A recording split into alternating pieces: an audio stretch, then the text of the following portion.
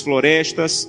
E um dia ele foi na cidade de Sodo, uma cidade no sul da Etiópia, e conheceu um pastor chamado Tadessa Assai. Um homem de Deus que tinha uma especialidade. A especialidade do pastor Tadessa era pregar nos funerais. Onde tinha um funeral, o pastor ia. Então, quando a polícia sabia onde tinha funeral, ia lá porque o pastor estava pregando, pegava o pastor, prendia o pastor, espancava o pastor, soltava o pastor e ele voltava a pregar. E um dia a polícia ficou com tanta raiva que disse assim: nós não vamos mais soltar o pastor Tadessa, ele vai ficar preso agora. E ele pensou: já que eu vou ficar preso, vou pregar na prisão. E levou 22 a Jesus Cristo dentro da prisão. E a polícia disse: não vamos mais soltar o pastor Tadessa, nem vamos mais deixar ele preso, nós vamos matar o pastor Tadessa eletrocutado, para servir de testemunho para que ninguém mais queira seguir Jesus.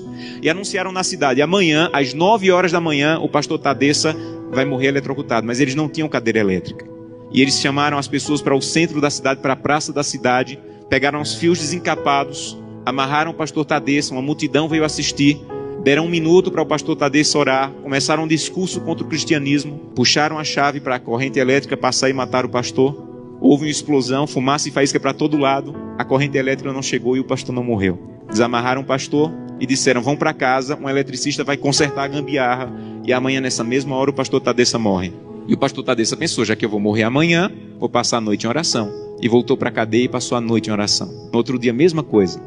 A multidão veio, amarraram o pastor Tadessa, alguém havia passado o dia tentando consertar, puxaram a chave, explosão de novo, fumaça e faísca, a corrente elétrica não chegou. E a multidão começou a apertar tanto, fazer tanto barulho, que a polícia ficou temerosa, desamarrou o pastor e disse assim: vai embora daqui.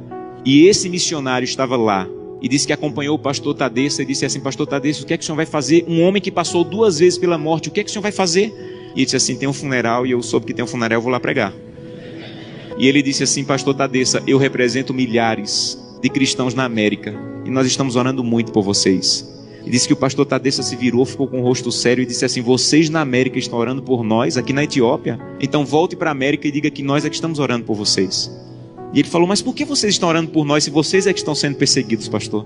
E ele falou: irmão, ninguém na Etiópia acorda sem pensar, nenhum cristão na Etiópia acorda sem pensar: hoje pode ser meu último dia de vida, pode ser que hoje seja descoberto e seja preso e morto. Então, como nós não sabemos se esse é o último dia de vida, todo cristão na Etiópia passa o dia em oração. Não importa o que nós façamos durante o dia, passamos o dia em oração. Mas eu soube que as coisas vão muito bem na América e que tem cristão na América que consegue passar o dia inteiro sem orar. É verdade que tem cristão na América que consegue passar o dia inteiro sem orar?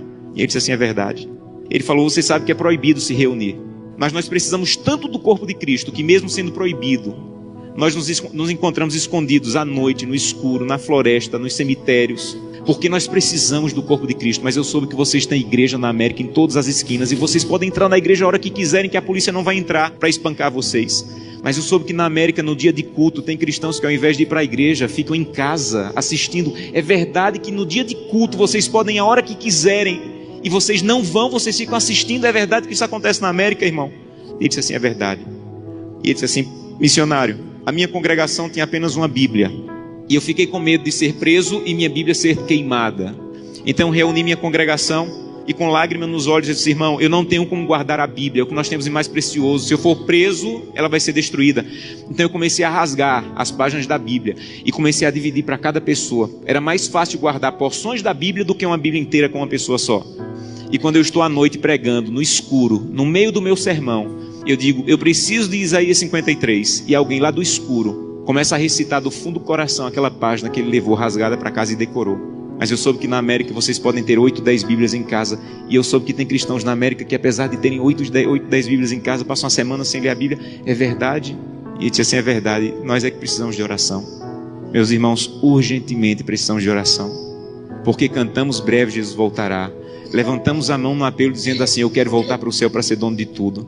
Mas ainda não estamos indo a Jesus de maneira séria para que Ele arranque o egoísmo do nosso coração e que nós possamos entrar na porta do céu e nós não vejamos a rua de ouro nem a parede de pedra preciosa, mas nós possamos olhar para o rosto maravilhoso de Jesus, aquilo que nós aprendemos a olhar nessa terra. Eu tenho um sonho da minha vida: entrar na porta do céu segurando a mão de Gleice, minha esposa, e Glenda e Samuel, os meus filhos. Eu quero chegar em frente a Jesus. Eu quero dizer: Jesus, cheguei com minha família. Essa aqui é Glenda, Samuel e Gleice. E eu espero que Jesus diga mais ou menos assim: Josanã, eu já conheci a sua família, porque todo dia você ia à presença, a minha presença e me apresentava. Só faltava conhecer pessoalmente, mas eu já conheço tua família. Sejam bem-vindos agora. Um prazer conhecê-los pessoalmente. Eu não quero ser pastor dessa igreja. Eu quero ir para o céu. E isso é mais profundo. Eu não quero abrir o inário e dizer assim, breve Jesus voltará. Eu quero estar lá. Isso é mais profundo. Por isso eu preciso fazer com que o que eu como, o que eu vejo, o que eu acesso, o que eu ouço, a maneira como eu uso o meu dinheiro esteja de acordo com a vontade de Deus. Porque os que serão salvos não amam a própria vida. Que Deus te abençoe de maneira profunda. Para que o primeiro fruto da fidelidade, a transformação do teu caráter, esteja de maneira real acontecendo em tua vida.